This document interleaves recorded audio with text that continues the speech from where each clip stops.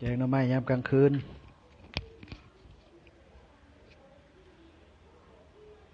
กำลังเด็ดผักกระแยงอยู่กลางค่ำกลางคืนนี่ก็มักบวบเนาะ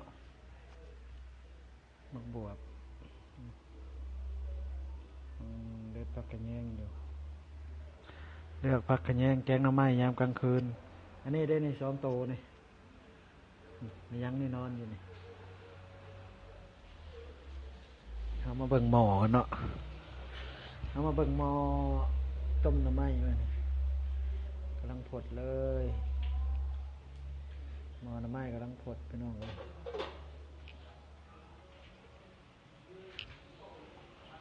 นี่ก็เป็นหมักบวบกับยะนางเนาะใส่ลงไปมันจะมียังแน่เลยโอ้มีเฮ็ดพี่น้องเลยมีเฮ็ดเลยบ้างมียังแน่บ้าง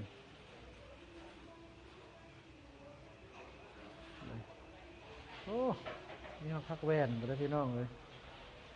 พักแว่นก็ซื้อมาเนี่ยพักแว่น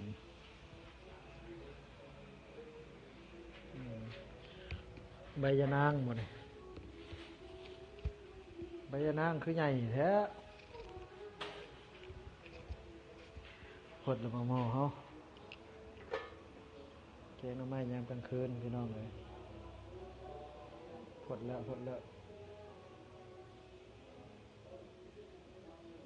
หลายเติบอยู่นะหน่อไม้ถุงพี่น้องเลยบางรุ่นนี่มันยังนี่มานอนเฝ้าได้หลายนี่ใบแมงลัก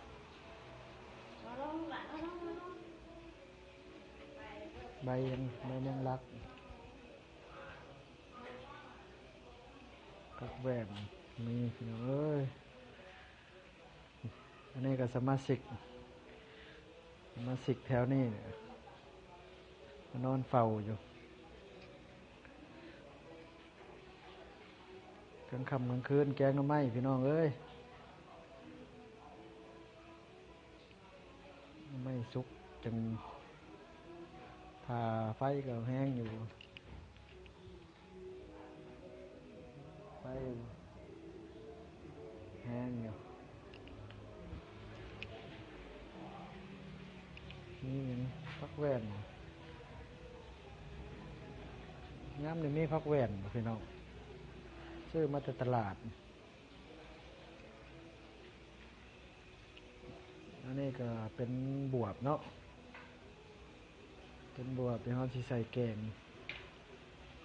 อันนี้ก็เฮ็ดเนาะเฮ็ดยังนี่เฮ็ดขอนเนาะเฮ็ดขอนแล้วใส่แกงลงไปนำกันกับแกง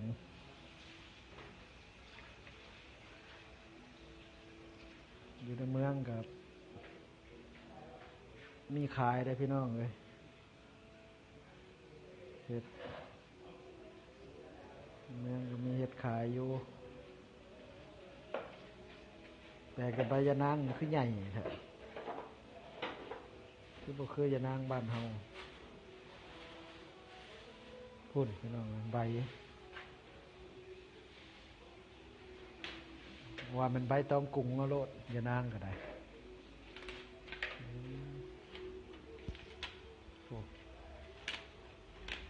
บ้านนอกเขาบ่ได้ใหญ่ปานนี้เลย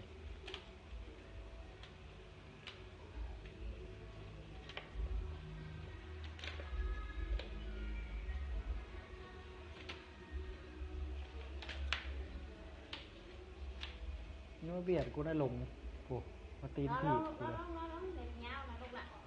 จะมาเบียดได้ลงเลยมึงดูเลยดื้อเลย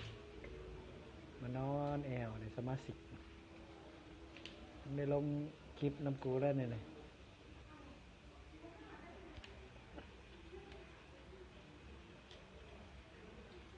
ใบยะนางแล้วลงแล้วคลิปน้ำแล้วลงใบยะนาง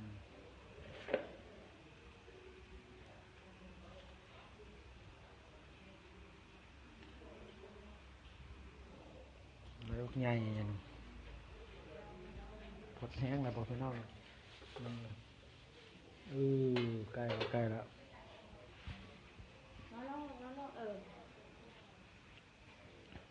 โอเคเนาะพี่น้องเนาะคลิปนี้สำเนีคลิปหน้าพ่อกันใหม่